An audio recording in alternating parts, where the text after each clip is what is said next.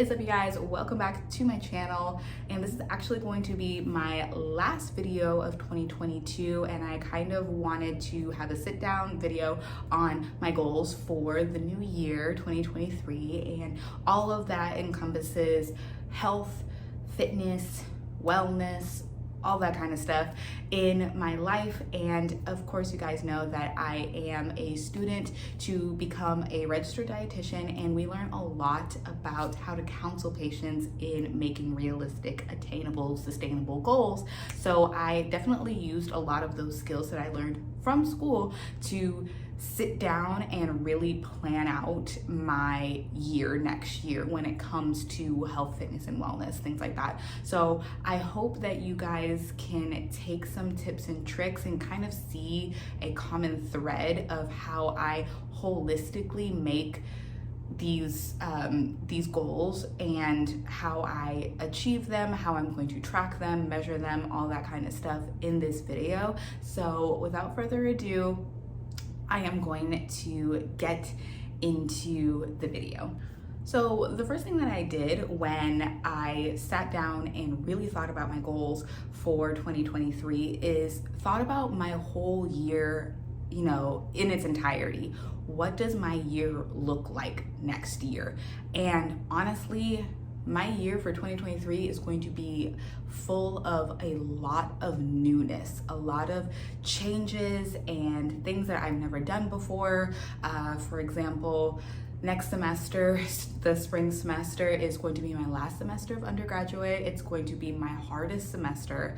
I graduate, I might be moving, and I'm applying for internships, and I'm also obviously hopefully getting into an internship. All of those things are completely new to me, and they're going to happen back to back to back. So 2023 is going to be a year of excitement, but also stress. So I have to kind of think about that when I'm making health and wellness goals, because when you're stressed, throwing a whole bunch of new things at your body is sometimes unpredictable, and I want to be, personally me, as sustainable and consistent as possible.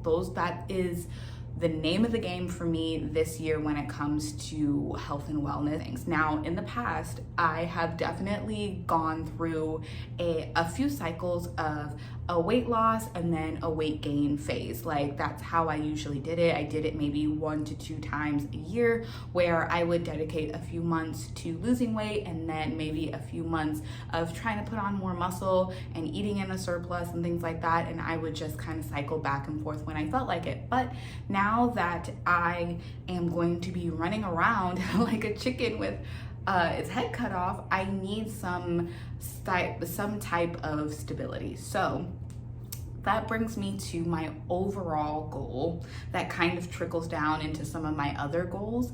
Is I am going to, for the entire year of 2023, I am going to be in a weight gain phase.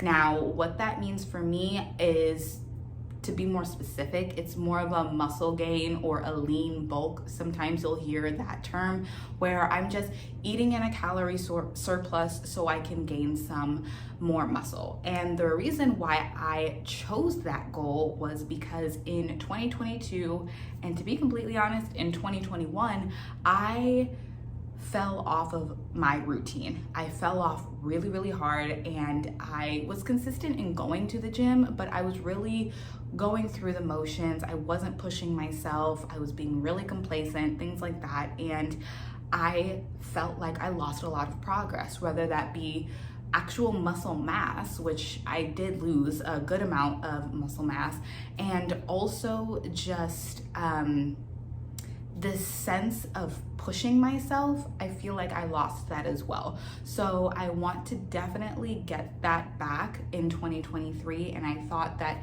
especially going through a weight gain phase, which would probably be the best way to go about that. Now, a little background of my fitness journey and how I got to where I am today. I'm going to do an entire sit down video about this because my journey is long and it's a lot of detail. But overall, for the past 7-ish years. I've lost over 130 pounds, and I dedicated my life to bodybuilding, basically.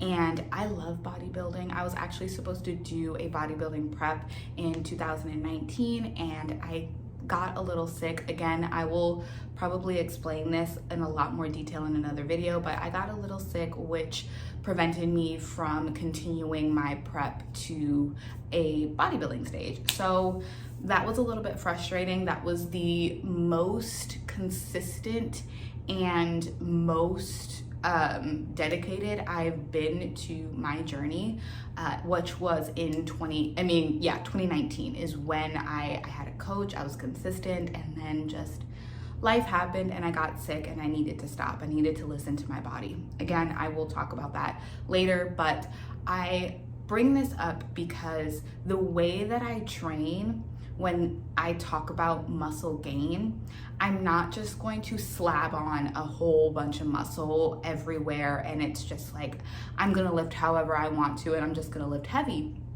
That is not what my goal is. I still want to get on a bodybuilding stage one day. I just know realistically in my heart of hearts that 2023 is not going to be the year for that, because I am going to be so wrapped up and so consumed with, you know, school and all of these new things that are happening that a prep is not the most realistic thing for me. And this is the first year since I stopped that prep that I have said that, because every year I've said, I'm gonna do a prep this year. I'm gonna do a prep, you know, in the spring or the summer or the fall or whenever. I said that like I was gonna start, and it just never came to fruition because things have been coming up. And that sounds like an excuse, and it is. It is for sure an excuse. I know tons of bodybuilders that have full-time careers and children and a family and all of these businesses and all these things, and they still prep.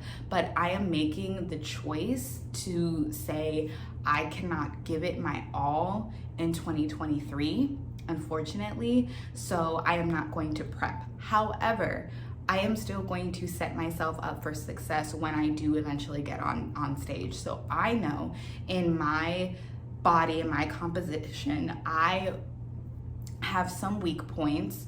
My shoulders and my glutes and my hamstrings, those are kind of areas that I do want to build to be able to fit the criteria of the shows that I want to do. So that is my goal, and I'm going to stick to those areas. I'm going to stick to a strategy of lifting, and again, I will probably in 2023 do a more in-depth video on how I program my lifts and how I attempt to tackle that. But in the grand scheme of things, when I choose to do a lean bulk, I am gaining weight in specific areas for a specific goal. So I'm not kind of being loosey-goosey with it. I'm not just gonna go ham on areas that I don't need to grow. I'm going to be very specific, and again, I can make a video explaining that another time. Okay, so some measurable tools that I can use to track my progress. Of course, I'm going to be tracking my workout in my notes app just to make sure that I'm continuously progressing. My split is going to be 5 days a week. So it's going to be 2 leg days, 2 shoulder days, and 1 back day. That's kind of the split that I've been testing out for the last month or so, and I actually really do like it, and I'm just pushing the weight on the days that I really need to, and I'm doing exercises that are work for my body and that are very specific. Again, I'm going to talk about that in a completely different video, but that is what I'm doing there. For cardio, now, I'm in a lean bulk. You're not supposed to do a whole bunch of cardio, but I still want to maintain my cardiovascular health. So what I'm gonna do is 20 minutes of cardio every day of my 5 days of lifting, except for my 2 leg days. I'm only gonna do 15 minutes. So that's that is the goal, just at least to get some type of cardiovascular activity in. That is what I'm going to be doing. Now, another goal of mine that I've been putting off all of 2022 is stretching. So my goal is to stretch 2 days a week for 20 minutes. So I think that's kind of, you know, starting it off entry level, and maybe I can work my way up through the year, but that is a goal that I want to carry out from January to December of 2023. Let us move on to nutrition goals. Obviously, like I said, I am studying to be a registered dietitian. Nutrition is very important to me. I rarely fall off of my nutrition, if not ever, only because like my body is very sensitive to what I put in my body. I'm gonna be talking about that in a second, but I always have to be very attuned to the nutrients and the foods that I put in my body, or else I don't feel good. My biggest goal for nutrition has to be, obviously I have to be in a calorie surplus to put on muscle. That is something that's a little bit tricky for me. In my entire fitness and wellness career, I have been in a deficit more often than I've been in a surplus. So I'm comfortable with losing weight. That's what I know. I've lost over 100 pounds. That's like I told you guys. So being in a deficit, it comes second nature to me. When I'm in a surplus, I'm not as used to that. So being in a surplus, I'm definitely going to be tracking my macros. I've been tracking my macros for the greater part of 7, maybe 8 years. So I am very good at tracking my macros. But just know that I do follow macro counting. I think it's a very helpful tool. It's not for everybody, but I know that's what works for me. And that's something that's important, that when you're picking a nutrition protocol, it needs to be something that works for you. And of course, if it's something new, test it out. There's no problem testing it out and it not work for you, and then you can change to something else. But there's a diet out there for everybody. That's why there are a million diets out there, because it worked for somebody. So if you want to try something, just try it. And if you don't like it, or if it doesn't make you feel good, or you're seeing some adverse side effects, definitely switch. The next nutrition goal that I want to talk about is cooking more fun, interesting foods. When it comes to meal prepping, I'm a chronic meal prepper, first of all, because I'm never home, ever. I'm either at the gym, I'm at work, or I'm on campus. Like, I'm always gone. So I live out of my meal prep containers, and for the long time I was eating very bro. I was, sweet potatoes, chicken, asparagus, brown rice, ground turkey, all this type of stuff, what you consider bro foods. That's all I would eat, and I didn't mind that because it was quick and easy, and I don't mind eating the same things on a consistent basis. I just don't care, and I still don't care. But I do in 2023, especially with the extra calories that I'm gonna be getting from my surplus, I want to start making a little bit more fun recipes. So my goal is to find and cook one new easy to meal prep but still fun meal per week. So that'll be very interesting and a little bit of a challenge for me because I love cooking. It's just like, when it comes to meal prep, I like things to be quick and easy, but in 2023, I want to switch it up, make it fun, and all that kind of stuff. So definitely cooking more recipes is fun recipes, different types of recipes, not so bro-like. I will be doing that, and of course I will be making so many videos on recipes that I come up with. So this is the last kind of section that I want to talk about. We talked about the fitness goals and we talked about my nutrition goals. Now I want to talk about like general health stuff. And if you don't follow me on Instagram, you might not know, but I do suffer from IBS and I do suffer from endometriosis. That is something that those two I have been battling for years and years and years, and it is extremely difficult because both of them, I can have a flare-up of one or the other, or I can have a flare-up of both of them at the same time, especially when it's triggered by stress. And this coming year, like I told you, with school and all of those things, I'm going to be stressed. So I want to get ahead of the game of creating healthy habits that I know work, but creating a consistency of implementing those healthy habits into making sure that my two, problems, my endometriosis and my IBS, are kind of at bay, or at least as controlled as it possibly can during 2023. And that's something that I definitely let slip in 2022. It was like I put out the fire of the flare-up after the fact, but I didn't do much to prevent the flare-ups. And I don't think, and I'm gonna make a huge disclaimer: if you have endometriosis or IBS or any type of variation of some type of hormonal or gut issue, there is no cure yet for either of those diseases. There's just not.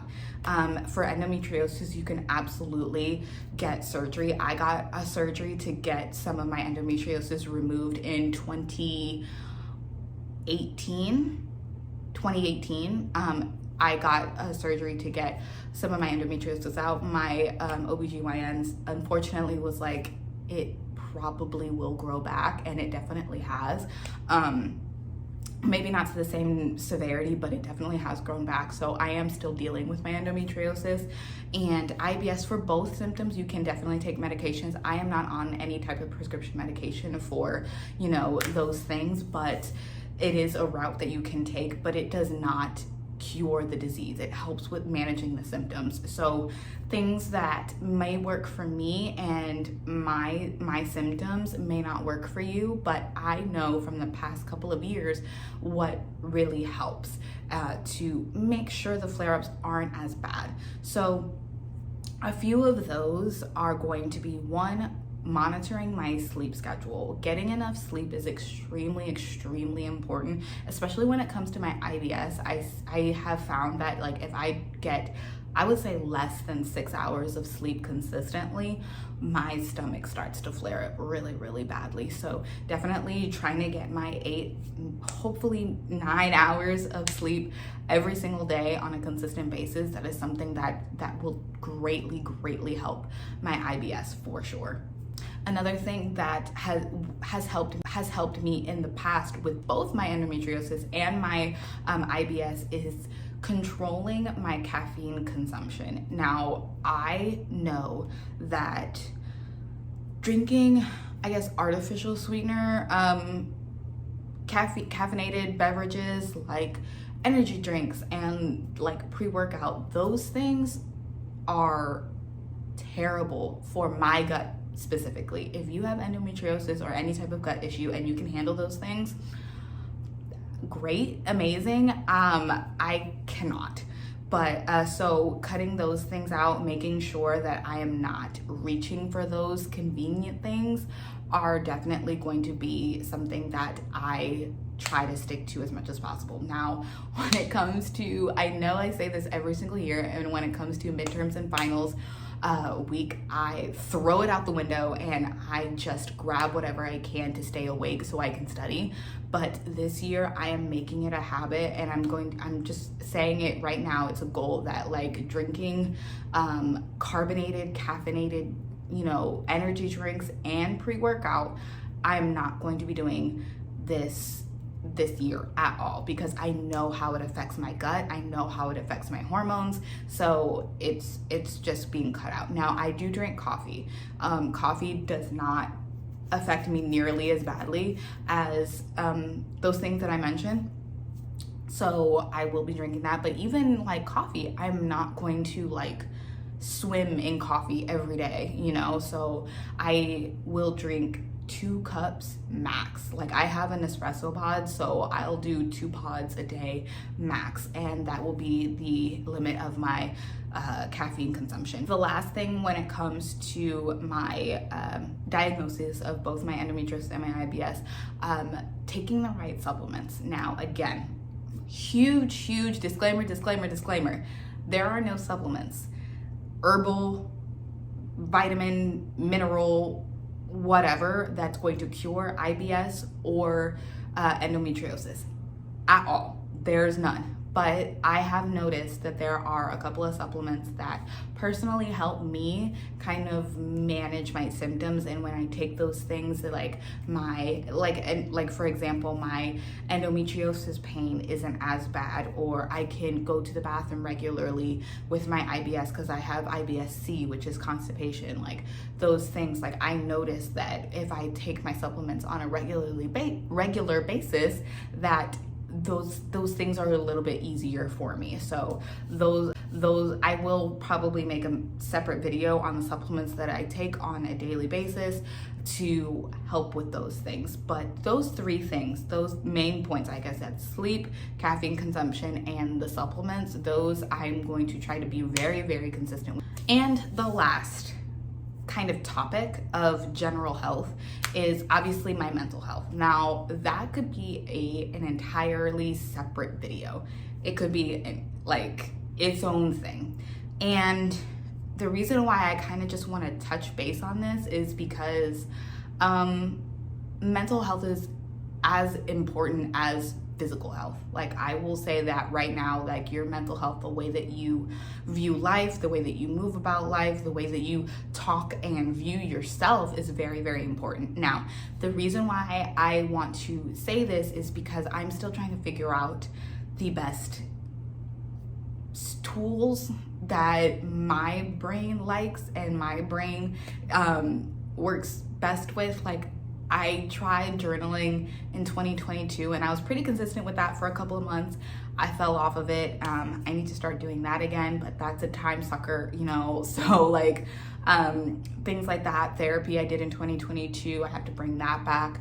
I don't know, like just podcasts that are really inspiring and really help me with outlooks on life. Like those things really help. I'm just not really sure what consistent tools work for me. Senior year of becoming a registered dietitian is taking a toll on me. It really is, and I'm trying to figure out the right balance.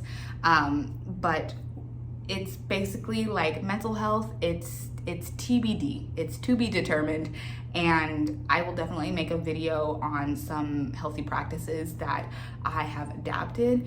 But I just wanted to mention that in this video because your mental health is a crazy, huge part of your overall well-being. It really is. So I just wanted to touch base on that for my 2023 goals, but I will, when I know, you'll know on the things that work well for me and my mental health. If you have any suggestions that work for you, please leave them down in the comments because I'm running out of ideas to try. I'm gonna wrap up the video here. I don't know if it's long, I don't know if it's short. I kind of just was talking and I hope you guys kind of got the grasp of I really tried to look at my life as a whole of what is 2023 and work my fitness and wellness and lifestyle goals into that because I think that is very important. There were years of my fitness journey where I put my life on pause and I only focused on fitness and I only focused on my nutrition, and that was my life. And now I'm just, I don't think that was a bad thing. It's just I'm at a point in my life where I put my life first and figure out the fitness stuff, you know, how it works in to my life. And I think that's really important. So please, hopefully you take some type of, you know, note from this in making your 2023 goals. I don't think that they're there's anything wrong with setting like New Year's goals, New Year's resolutions, things like that. If that motivates you, then go do it. What is the problem with taking motivation from New Year, New Me and doing something positive with it? Just hopefully you can do it in a way that you know is going to be sustainable for you. Like, I did my goals because I know what I can and can't handle. So that is completely individual. So whatever works for you, whatever motivates you, whatever makes sense for you and your lifestyle is what I'm trying to get at. So look at your entire year as a whole and see where you can fit the goals that you want. So I hope that really helps, and how you reflect on what you want to change moving forward into 2023. Thank you guys so much for watching this video. I feel like I even had a whole template. If you saw me looking over here, I'm looking at my laptop because I had an entire template on how I wanted this video to go, and I opened my laptop and I maybe looked at it a few times and I just started talking at you. So I hope that this video kind of makes sense and kind of helps you on making New Year's resolution goals. At least you're gonna know what you're getting from me in 2023. A lot of fitness content, a lot of health, nutrition, food content, things like that. Hopefully some mental health stuff too. And I look forward to it. So I will see you guys in my next video. I hope you have a great new year. Have fun, be safe, and I will see you in the next one. Bye guys.